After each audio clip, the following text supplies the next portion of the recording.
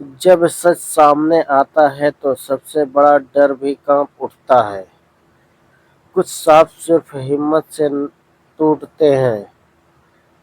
भूतिया बारात भाग 5। राक्षस दूल्हे का अंत। नमस्कार साथियों, आप सभी का स्वागत है एक बार फिर से हमारे YouTube चैनल lovyofficial.com पर, जहां हर दिन मिलती है डरावनी, रहस्यमयी और दिल दहला देने वाली कहानियां। पिछले भाग में आपने सुना रवि ने भूतिया दूल्हे का असली चेहरा देख लिया और दूल्हा नहीं एक राक्षस निकला। आज के भाग में या तो सांप खत्म होगा या रवि हमेशा के लिए मिट जाएगा।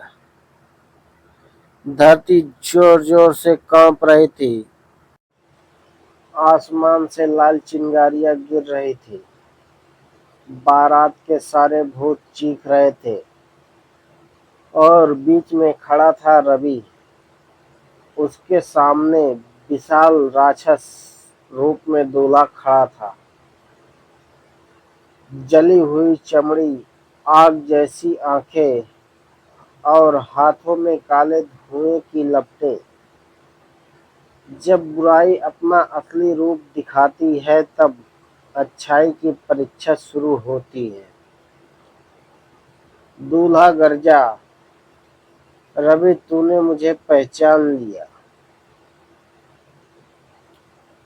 अब तू जिंदा नहीं बचेगा।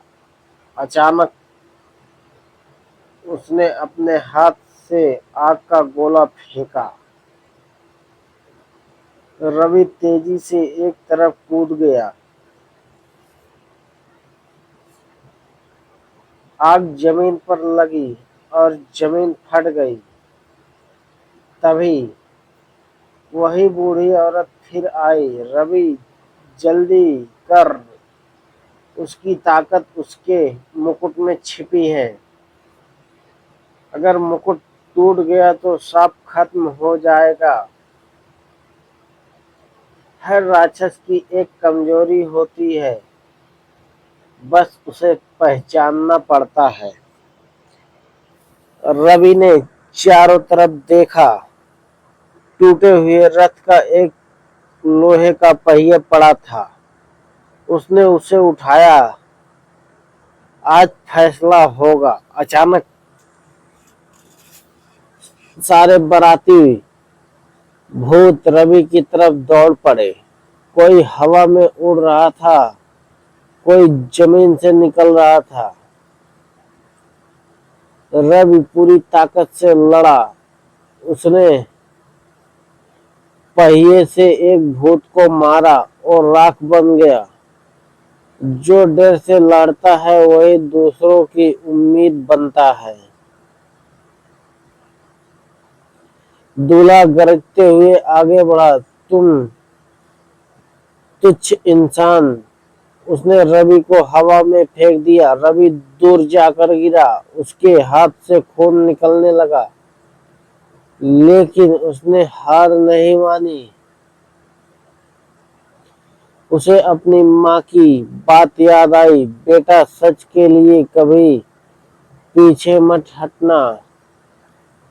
माँ की दुआ मौत के सामने भी ढाल बन जाती है। रवि पूरी ताकत से उठा। उसने पहिया घुमाया और सीधे दूल्हे के मुकुट पर फेंक दिया। मुकुट टूट गया। जैसे ही मुकुट टूटा, आसमान में बिजली चमकी। सारे भूत चीखने लगे। राक्षस दर्द से तड़पने लगा। नहीं, ये नहीं हो सकता। जब घमंड टूटता है तो साम्राज्य भी गिर जाते हैं। एक एक करके सारे बाराती इंसानी रूप में आने लगे। कोई बूढ़ा, कोई बच्चा, कोई औरत। सब रोते हुए बोले, हमें मुक्ति मिल गई। वही बूढ़ी औरत मुस्कुराई, तूने हमें बचा लिया बेटा। राक्षस दूल्हा जमीन पर गिर पड़ा। मैं खत्म नहीं हुआ, मैं फिर लौटूंगा। और अचानक वो काले धुएं में बदलकर गायब हो गया। सब कुछ शांत हो गया, लेकिन रवि ने पीछे मुड़कर देखा। जमीन पर एक काला चेहरा पड़ा था और उसमें से आवाज आई, बारात फिर निकलेगी। कुछ बुराइयां मरती नहीं, सिर्फ इंतजार करती हैं। आगे क्या होगा? क्या राक्षस सच में खत्म हुआ? काला सेहरा किसका है? क्या बारात फिर लौटेगी? अगला पार्ट होगा बारात की वापसी या नया आतंक। धन्यवाद मित्रों।